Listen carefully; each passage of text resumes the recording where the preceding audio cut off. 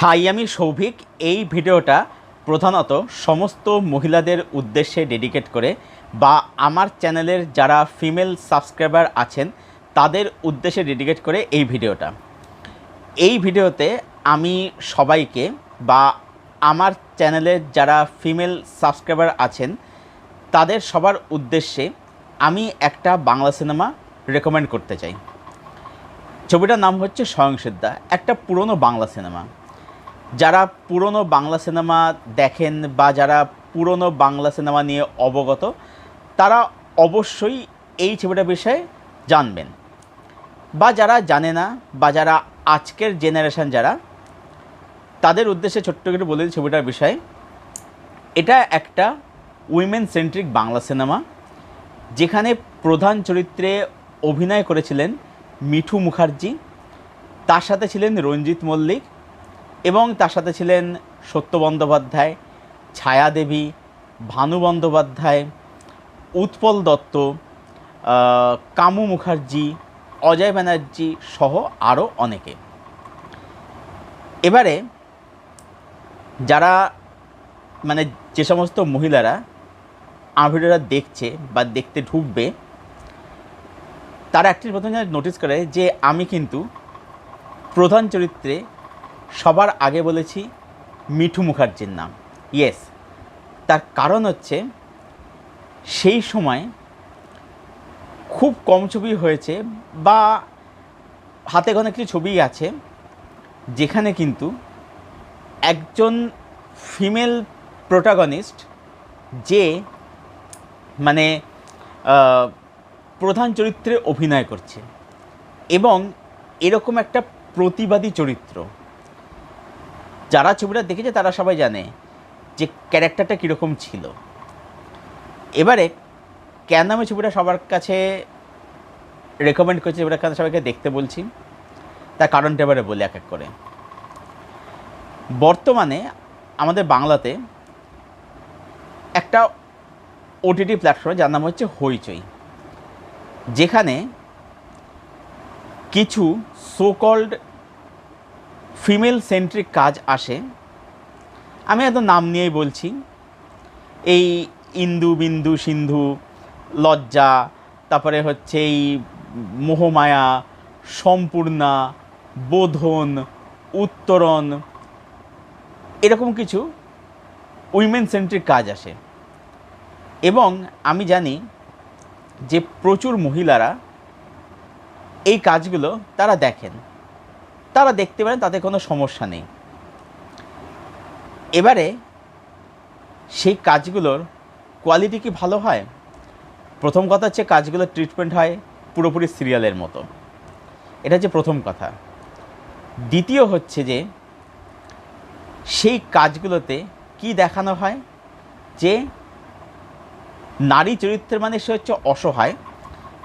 এবারে আমার এখানে বক্তব্য হচ্ছে যে তুমি দুর্বল চরিত্র তুমি লিখতে পারো, ঠিক আছে, কিছু মানুষ যারা কিন্তু সত্যি দুর্বল হয়, কিন্তু দুর্বল চরিত্র মানেই তাকে কিন্তু মেরুদণ্ডহীন দেখিয়ে দেওয়া নয়। আবার এখানে পুরুষতান্ত্রিক সমাজ দেখানো মানেই কিন্তু কখনোই কিন্তু সমস্ত পুরুষ জাতিকে খারাপ দেখিয়ে দেওয়া নয়। যারা ধ্রুবরাট ভিডিও যারা ফলো যারা করে, যারা দেখে ওনার ভিডিও, তো ধ্রুবরাটি উনি একটা কথা বলেছিলেন রিসেন্ট টাইমের ভিডিওতে, যে পুরুষতান্ত্রিক চিন্তাভাবনা, প্যাট্রিয়ার্কাল চিন্তাভাবনা হচ্ছে এটা একটা চিন্তাধারা। এর মানে কিন্তু সমস্ত পুরুষ জাতি কিন্তু খারাপ নয়, ঠিক আছে। কিন্তু এই কাজগুলোতে আমি এই হইচই কাজগুলোর কথা বলছি, এই কাজগুলোতে পুরুষতান্ত্রিক সমাজ সমস্ত পুরুষদের খারাপ দেখে দেওয়া হয়। আমি এটা যেন সমর্থন করি না। আবার পাশাপাশি আমি এই যে সমস্ত কাজগুলো হয়, এই ফোরমোর সোর্স, আমি এগুলোকে সমর্থন করি না, ঠিক আছে। বা যে সমস্ত কাজে যে সন্দীপ ভাঙ্গার মধ্যে যারা পরিচালক যারা আছেন, যারা মহিলাদেরকে একদম খুব খারাপভাবে দেখায়, আমি সেটাও সমর্থন করি না, ঠিক আছে, কোনোটাই ঠিক নয়। এবার আমি একটা দেখেছি নোটিস করে যে এই যে হইচইয়ের এই কাজগুলোর এগেনস্টে কেউ কথা বলতে এলেই একটা সেকশন অফ ফিমেল অডিয়েন্স তারা রে করে আসবে সেই কাজটাকে ডিফেন্ড করার জন্যে। তাই আমি মানে প্রধানত বা মূলত সেই সব মহিলাদেরকেই বেশি করে বলবো যে এই ছবিটা তারা যেন গিয়ে দেখে, ছবিটা যেন ভিজিট করে, ছবিটা ক্লিকে অ্যাভেলেবেল আছে, তাদের ছবিটা যেন দেখে যে একটা উইমেন সেন্ট্রিক সিনেমা কীভাবে বানাতে হয় বা একটা মহিলা চরিত্র কিভাবে লিখতে হয়। প্রথম কথা হচ্ছে যে সেই সময় দাঁড়িয়ে এরকম মানে উইমেন সেন্ট্রিক সিনেমা বা এরকম মহিলা চরিত্র লেখার কথা কেউ ভাবতেই পারতো না, ভাবা সম্ভব ছিল না। এই ছবির গল্প যে সামান্য একটু যদি বলি একদম ছোট করে, গল্পটা হচ্ছে এরকম যে মিঠু মুখার্জি জন্ম হচ্ছে চণ্ডী, যে গ্রামের একটা ডানপিটে প্রতিবাদী মেয়ে, যে অন্যায় দেখলে প্রতিবাদ করে, সে কিন্তু নারী পুরুষ কিছু কিন্তু সে মানে না, ঠিক আছে। তার ঘটনাচক্রে বিয়ে হচ্ছে এক জমিদার বাড়িতে এক পাগল ছেলের সাথে। সে ঠিক পাগল নয়, তাকে আফিম খাইয়ে তাকে পাগল বানিয়ে রাখা হয়, যেটা প্লে করেছে রঞ্জিত মল্লিক, তার হাজব্যান্ডের চরিত্রটা। সেখানে গিয়ে দেখে যে এই রঞ্জিত মল্লিক তার ভাই তার উপরে অকথ্য অত্যাচার করে, তাকে দাদা বলে সম্মান দেয় না। এবার সেখানে কি হয়, এটা নিয়ে হচ্ছে সংসদের গল্প, ঠিক আছে। যারা দেখেছে তারা জানে সংসদে এরপরে কি হয়েছিল, যারা দেখেনি তাদের বলবো ছবিটা যেন তারা যেন দেখে, ছবিটা আপনারা দেখুন, তাহলেই বুঝতে পারবেন যে এই হইচইতে যে সমস্ত কাজগুলো হয় সেই কাজের স্ট্যান্ডার্ড আর সেই ছবির স্ট্যান্ডার্ডটা কোথায় ছিল। প্রথম কথা হচ্ছে যে এই ছবিতে একটা দৃশ্য থাকে যেখানে মিঠু মুখার্জি তার দেওরকে মানে রঞ্জিত মল্লিকের ভাইকে চাবুক দিয়ে মারে। কেন? কারণ তার আগে সেই ভাই তার দাদাকে চাবুক পেটা করছিল। সেটা দেখতে পেয়ে মিঠু মুখার্জি এসে হাত থেকে চাবুক কেড়ে নিয়ে তার দেওরকে মানে রঞ্জিত মল্লিকের ভাইকে চাবুকটা দিয়ে মারে। এই সিনটা ছিল একটা আইকনিক দৃশ্য, কারণ এই সিনটা মানে ভাবার কথা বা লেখার কথা তখন কেউ ভাবতেই পারেনি সেই সময় দাঁড়িয়ে। কারণ এই যে চাবুক মারার দৃশ্যটা, এটা কিন্তু শুধুমাত্র নিবারণের উদ্দেশ্যে মারছে তা কিন্তু নয়। এই চাবুকটা ছিল হচ্ছে পুরুষতান্ত্রিক সমাজের বিরুদ্ধে একটা প্রতিবাদ ছিল ওটা।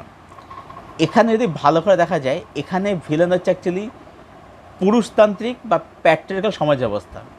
এবার এখানে একটা পয়েন্ট আছে, সেটা হচ্ছে যে পুরুষতান্ত্রিক সমাজ ব্যবস্থাকে ভিলেন দেখাতে গিয়ে কোথাও কিন্তু মানে সমস্ত পুরুষ জাতিকে কিন্তু খারাপ দেখানো হয়নি। ছবির মধ্যে সত্য বন্দ্যোপাধ্যায়ের চরিত্র রয়েছেন, তার দেওয়ান যে চরিত্র আছে, ভানু বন্দ্যোপাধ্যায়ের চরিত্র রয়েছে, ঠিক আছে, তাদের কোথাও কিন্তু খারাপ পুরুষ দেখানো হয়নি। আবার এটাও দেখানো হয়েছে যে সেই সময় কিন্তু বহু মহিলারা ছিল যারা কিন্তু এই প্যাট্রিয়ার্কাল চিন্তা যারা কিন্তু সমর্থন করে, যারা কিন্তু সাপোর্ট করতো। তো মিঠু মুখার্জির লড়াইটা কিন্তু শুধুমাত্র সেসব পুরুষদের উদ্দেশ্যে নয়, সে সমস্ত মহিলার উদ্দেশ্যে লড়াইটা কিন্তু ছিল। মানে প্যাট্রিয়ার্কাল যে চিন্তা ভাবনা সেটা কিন্তু একজন মহিলার মধ্যেও থাকতে পারে, যেটা রিসেন্টলি কিছুদিন আগে যে কথাটা ধ্রুব রাঠি কিন্তু বলেছিলেন, ঠিক আছে। তো মিঠু মুখার্জির লড়াইটা কিন্তু তাদের উদ্দেশ্যে ছিল। এখানে যে পয়েন্টটা হচ্ছে এখানেই, এই ছবিটা এখানে কিন্তু দেখে যায়। এবং ওই যে চাবুক মারার যে দৃশ্যটা, যেটা আমি বললাম যে ওই চাবুক মারাটা ছিল অ্যাকচুয়ালি পুরুষতান্ত্রিক যে সমাজ ব্যবস্থা তার উদ্দেশ্যে একটা প্রতিবাদ ছিল। এবং ওই সিনটা কেন আইকনিক হয়ে রয়েছে বা কেন ওই সিনটা আমরা মজা পাই, উপভোগ করে, তার কারণ হচ্ছে যে তার আগে ছবিটার মধ্যে একটা বিল্ড আপ ছিল, যেখানে আমরা প্লটটাকে বলি বা জমিদার বাড়িতে কী হচ্ছে, রঞ্জিত মল্লিকের সঙ্গে কী কী ঘটছে, মিঠু মুখার্জির ক্যারেক্টারটা কীরকম, তার একটা প্রপার বিল্ড আপ, একটা প্রপার ডেভেলপমেন্ট দেখি, যার ফলে মানে আমরা পরবর্তীতে ওই চাবুক মার সিনটা আমরা কিন্তু উপভোগ করি। ছবিটার সার্থকতা হচ্ছে এখানে ছবির সার্থকতা। এবং অবশ্যই ছবির মধ্যে কিছু স্মার্ট ডায়ালগ ছিল, স্মার্ট কিছু হিউমার ছিল। হ্যাঁ, ছবিটা তো পারফেক্ট সিনেমা হয়তো নয়, মানে ছবির মধ্যে কিছু জিনিস আছে যেগুলো হয়তো এখন দেখলে একটু ক্লিশে লাগতে পারে, বা কোথাও হয়তো সামান্য ক্রিঞ্জ মনে হতে পারে, ক্লিঞ্জ বলতে এটা ক্লিশে লাগতে পারে কিছু জায়গায়।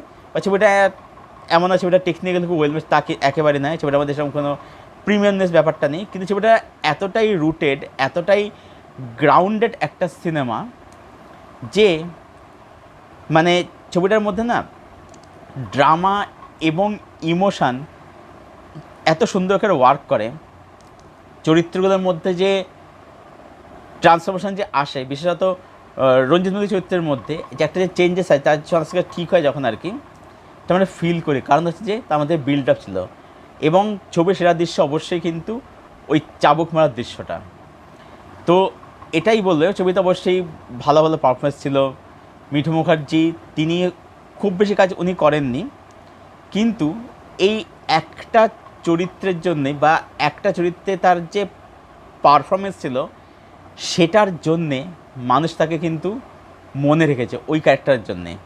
ঠিক আছে, তার যেরকম প্রেজেন্স ছিল, তার যেরকম পারফরমেন্স ছিল, মানুষ কিন্তু মনে রেখেছে। হ্যাঁ, অবশ্যই বাকি রঞ্জিত মল্লিক বলি বা যে নির্বাচন অভিনয় করেছে সেই অভিনেতা বলি, উৎপল, সবাই এখানে খুব ভালো ভালো কাজ করেছিল আর কি। সত্য বন্দ্যোপাধ্যায়, ছায়া দেবী, সবাই ভালো কাজ করেছিল, ভালো গান ছিল। আলো আর আলো দিয়ে তোমার খুশিটি নিয়ে গানটা এই ছবির গান ছিল আর কি। তো এটাই বলবো সবার উদ্দেশ্যে যে উইমেন সেন্ট্রিক কাজ দেখতে চাইলে বেশি দূর যাওয়া দরকার নেই।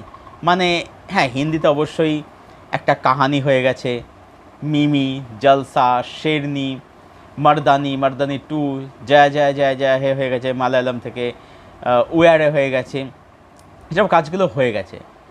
আমি সবার উদ্দেশ্যে বলবো যে সবাই যেন একবার এই ছবিটা যেন দেখে, তাহলেই বুঝতে পারবে যে সেটা কোন স্ট্যান্ডার্ডের সিনেমা ছিল। মানে আজকের নিরিখে বিচার করে দেখলে এখন উইমেন সেন্ট্রিক কাজের নামে যে কাজগুলো হয়, সহিংসতা দেখার পরে তারা বলতে পারবে তো যে মানে হইচের কাজগুলো সেই স্ট্যান্ডার্ডের কাজ হচ্ছে। এটা আমি সবার কাছে জানতে চাই এই জিনিসটা। এবং স্বয়ংসিদ্ধা এটা এমন একটা সিনেমা বা এই ক্যারেক্টার আমাদের পপুলার ক্যারেক্টার, পরবর্তীতে হিন্দিতে বলি, দক্ষিণী সিনেমা আর কি, যে সমস্ত ইন্ডাস্ট্রিগুলো আছে সেই সমস্ত ইন্ডাস্ট্রিতে এরকম ছবি বা এরকম ক্যারেক্টার যে কত লেখা হয়েছে তার কোনো হিসাব নেই। আমি একটা উদাহরণ দিতে পারি, বেটা সিনেমাটা, অনিল কাপুর মাধুরীর সিনেমাটা বেটা, সেই ছবিটাও কিন্তু স্বয়ংসিদ্ধারই একটা কাইন্ড অফ অ্যাডাপ্টেশনই কিন্তু ছিল। ঠিক আছে, এটা কিন্তু কাইন্ড অফ অ্যাডাপ্টেশনই ছিল, স্বয়ংসিদ্ধার কিছুটা কিন্তু মানে ইন্সপিরেশন নিয়ে করেছিল। হ্যাঁ, বেটাতে অনেক চেঞ্জেস করেছিল আর কি, কিন্তু অনেক কিছু কিন্তু মানে সেখান থেকে ইন্সপিরেশন নিয়ে করেছিল আর কি। তো এরকম উদাহরণ কিন্তু অনেক আছে। তাহলে এটাই হচ্ছে প্রশ্ন যে সেই কাজটা স্ট্যান্ডার্ড কোথায় ছিল? আজ থেকে কত বছর আগে একটা সিনেমা, প্রায় 40 বছর আগে একটা সিনেমা বলতে গেলে, বা তার বেশি হবে, সেই রকম একটা সিনেমা। আর এখন যে সমস্ত কাজগুলো হচ্ছে সেই কাজগুলো স্ট্যান্ডার্ড বিচার করে দেখতে একবার ছবিটা আমি চাই সবাই দেখুন আপনারা, মানে সমস্ত মহিলার উদ্দেশ্যে বলছি। তারপর নিজেরা বিচার করুন যে কোন কাজগুলো মানে স্ট্যান্ডার্ড কীরকম ছিল। কারণ আমি দেখেছি যে হইচইয়ের কাজগুলোর এগেনস্টে কেউ কথা বলতে এলেই একটা সেকশন ফিমেল অডিয়েন্স তারা রেডি করে আসবে সেই কাজটাকে ডিফেন্ড করার জন্যে। আমি বলবো সেটা না করে এই কাজটাকে দেখতে, হ্যাঁ, বাকি যে নামগুলো আমি দিলাম, কাহানি বলি, মারদানি বলি, বা তার সাথে সাথে এই যে জয় জয় জয় হে বলি, ওয়ারে বলি, শেরনি, জলসা, হ্যাঁ এই কাজগুলো অবশ্যই দেখতে। কিন্তু আমি বলবো যে আমাদের বাংলাতেই কিন্তু, বাংলা সিনেমাতেই কিন্তু বা বাংলা ইন্ডাস্ট্রিতেই একটা দারুণ কিন্তু ফিমেল সেন্ট্রিক কাজ কিন্তু হয়ে গেছে, এটা হচ্ছে স্বয়ং সিদ্ধা। সেটা সবাইকে দেখতে আমি রেকমেন্ড করলাম। এই ছিল আমার আলোচনা এই ছবিটাকে নিয়ে বা এই ভিডিওটাকে নিয়ে, যেখানে সংসদা নিয়ে আলোচনা করলাম, যেটা আমি সবাইকে বা সমস্ত মহিলাদেরকে রেকমেন্ড করলাম ছবিটা দেখার জন্যে। তো ছবিটা সবাই আপনারা দেখুন, দেখে এসে কমেন্টে জানান যে আপনার আমার কথার মানে সাথে একমত কিনা আর কি। আর যদি এই আলোচনা, যদি ভিডিও ভালো লাগে লাইক করুন, শেয়ার করে চ্যানেল সাবস্ক্রাইব করুন, পাশের বেল বাটনে প্রেস করে দিন এরকম আরও ভিডিও পাওয়ার জন্য। দেখা হচ্ছে পরের কোনো ভিডিওতে। Till then tata.